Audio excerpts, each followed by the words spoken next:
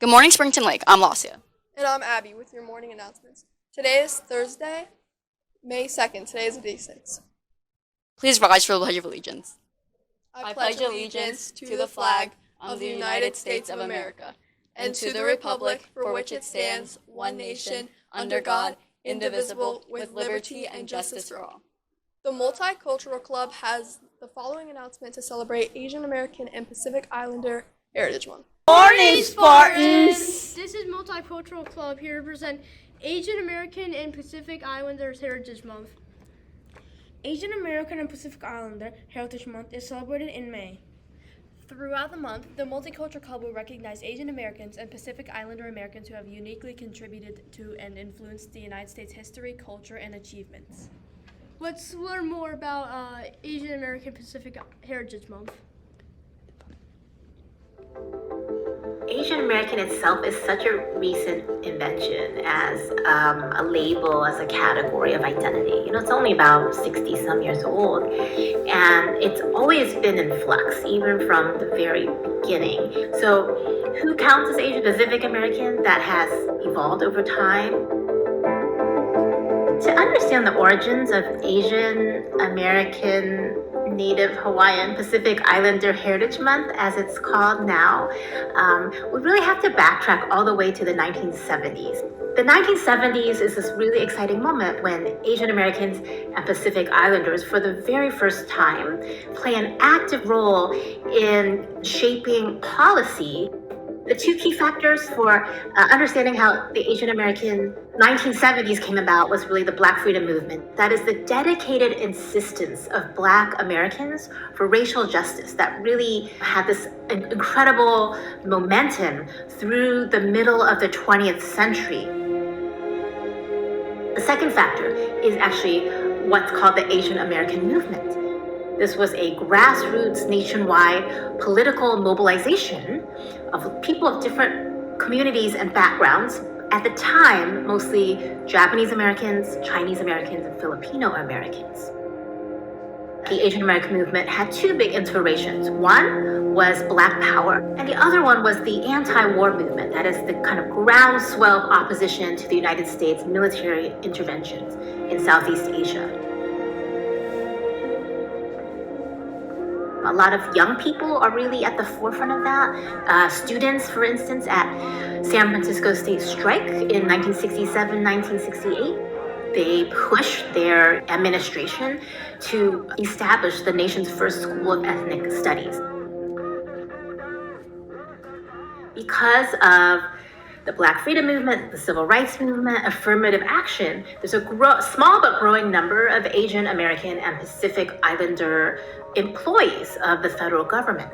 One of those goals, in fact, was to push the federal government to establish an Asian Pacific American Heritage Week. So at that time, it was a week, and I think in a lot of ways, the Hispanic, Latino, Latinx community set that template in 1968. That's when the U.S. saw its first Hispanic Heritage Week. There are two women in particular that come to lead this charge. Their names were Jeannie Ju and Ruby Moy. Congress eventually passed a joint resolution to recommend that early May be designated as Asian Pacific American Heritage Week.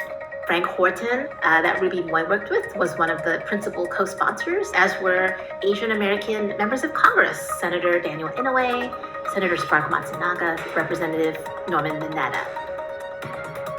In 1979, President Jimmy Carter issues a proclamation declaring the nation's first Asian Pacific American Week to be in May 1979.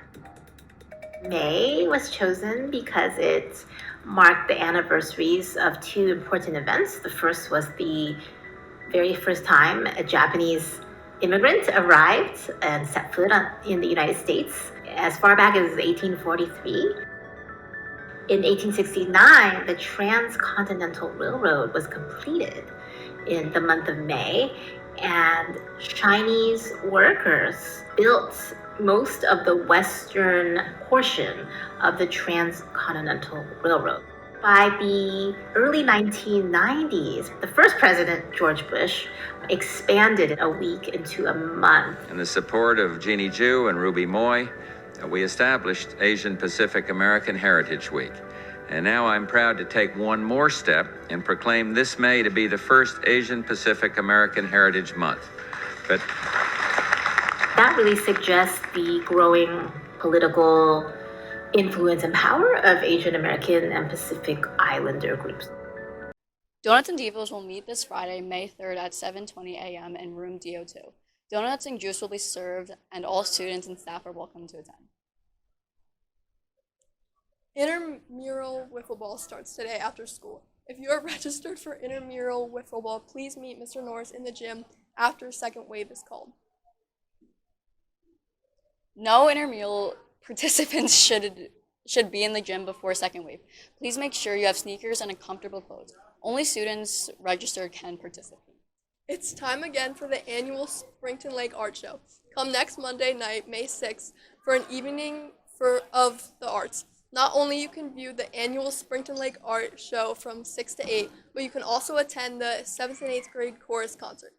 Weave your way from the auditorium lobby or the front lobby to the specials hallway and through all of the art rooms on the first floor. We look forward to seeing you May 6th. Attention 8th grade students. If you are interested in delivering a speech at 8th grade recognition ceremony, please speak with your ELA teacher for more information about the handout. This is a great opportunity for you to share your reflections on your time as a student at Springton Lake. Drafts of speeches will be due to Dr. Saladino by Tuesday, May 21st. 2 or 3 students will ultimately be selected for this honor. If you have any questions, please see Dr. South. That's all our announcements for today. Have a great day!